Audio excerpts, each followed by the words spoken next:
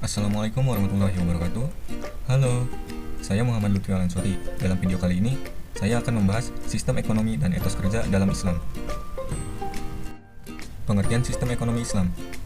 Dalam buku teori dan praktikum ekonomi Islam, karya M.A. Manan tahun 1993, menyatakan bahwa ekonomi Islam adalah ilmu pengetahuan sosial yang mempelajari masalah ekonomi yang diilhami oleh nilai-nilai Islam. Sementara itu, Halide berpendapat bahwa yang dimaksud dengan ekonomi Islam ialah kumpulan dasar-dasar umum ekonomi yang disimpulkan dari Al-Quran dan Sunnah yang ada hubungannya dengan urusan ekonomi, menurut Ali tahun 1988. Nilai dasar dan instrumental ekonomi Islam. Nilai-nilai dasar ekonomi Islam sebagai implikasi dari asas filsafat tauhid ada tiga, yaitu yang pertama kepemilikan, yang kedua keseimbangan, dan yang ketiga keadilan. Perbedaan sistem ekonomi Islam dengan sistem ekonomi kapitalis dan sistem ekonomi sosialis. Jika dipandang semata-mata dari tujuan dan prinsip ekonomi, maka tidak ada perbedaan antara sistem ekonomi Islam dengan sistem ekonomi lain. Sebab, menurut Daud Ali, semua sistem ekonomi, termasuk sistem ekonomi Islam, memiliki tujuan yang sama, yaitu mengupayakan pemuasan atas berbagai keperluan hidup, baik hajat hidup pribadi maupun hajat hidup masyarakat secara keseluruhan. Adapun yang membedakan sistem ekonomi Islam dengan sistem ekonomi lainnya, sebagaimana diungkapkan oleh Suroso dalam Lubis tahun 2000, adalah 1. Asumsi dasar sistem ekonomi Islam adalah syariat Islam. 2. Prinsip ekonomi Islam adalah penerapan asas efisiensi dan manfaat dengan tetap menjaga kelestarian lingkungan alam. 3. Motif ekonomi Islam adalah mencari keseimbangan antara dunia dan akhirat dengan jalan beribadah dalam arti yang luas. Respon Islam atas transaksi ekonomi modern. 1. E-commerce atau perdagangan elektronik. Menurut Raharjo, e-commerce adalah suatu cara berbelanja atau berdagang secara online dengan memanfaatkan internet yang di dalamnya terdapat website yang dapat menyediakan layanan get and delivery.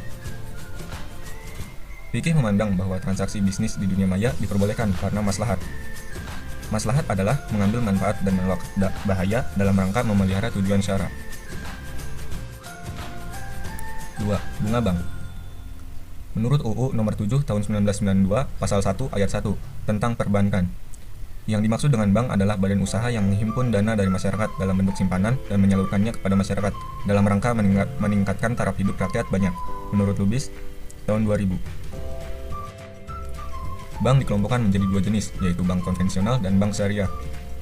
1. Bank konvensional adalah bank yang menggunakan sistem bunga dalam bertransaksi dengan nasabah. Bank jenis ini ada dua macam, yaitu bank umum dan bank perkreditan. 2. Bank syariah adalah bank yang dirancang sesuai dengan ajaran atau syariat Islam. Perbedaan pokok antara bank konvensional dengan bank syariah adalah sistem operasionalnya. Pada bank konvensional, sistem operasionalnya didasarkan pada bunga.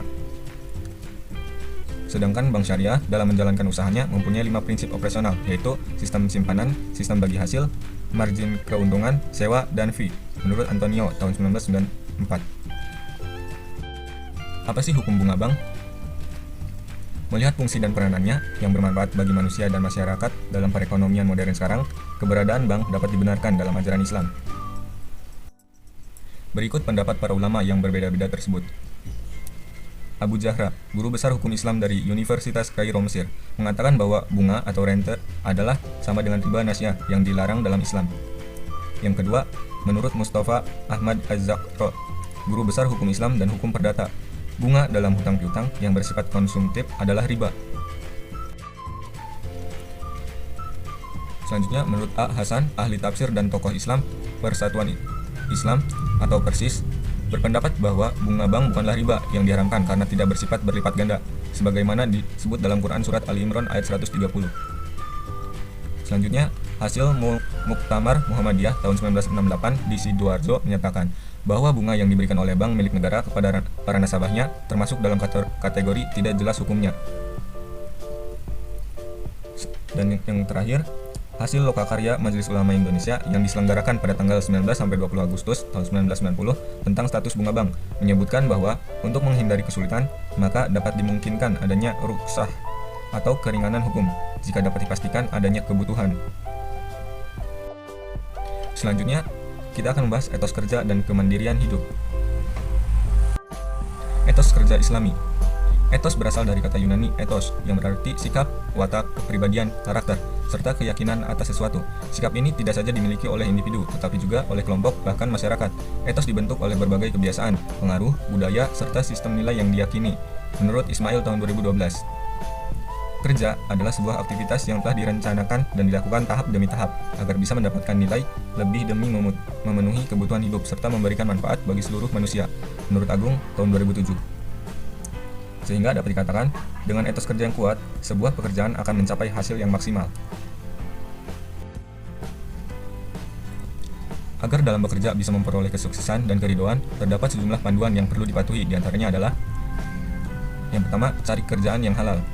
Yang kedua, jadilah pekerja yang jujur. Yang ketiga, carilah mitra kerja yang baik. Yang keempat, gunakan cara yang baik. Yang kelima, keluarkan sedikit rezeki untuk bersedekah. Dan yang keenam, selalu bersyukur.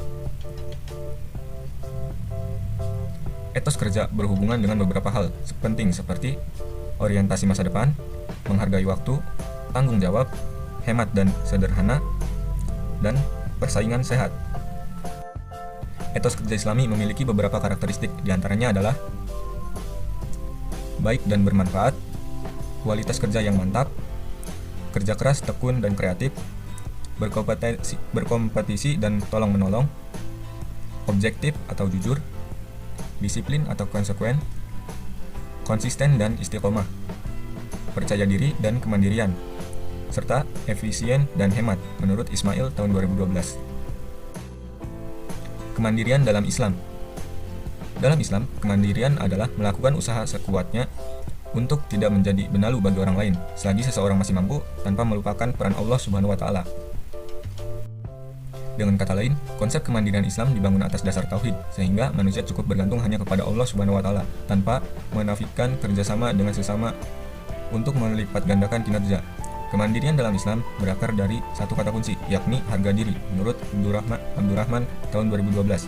Dalam hadis riwayat Imam Daruqutni dari Jabir, Nabi SAW bersabda, "Sesuatu yang amat aku khawatirkan terhadap umatku adalah besar perut, tidur siang hari, malas, dan lemah keyakinan."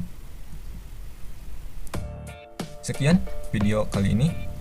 Apabila ada kesalahan kata, mohon maaf. Wassalamualaikum warahmatullahi wabarakatuh.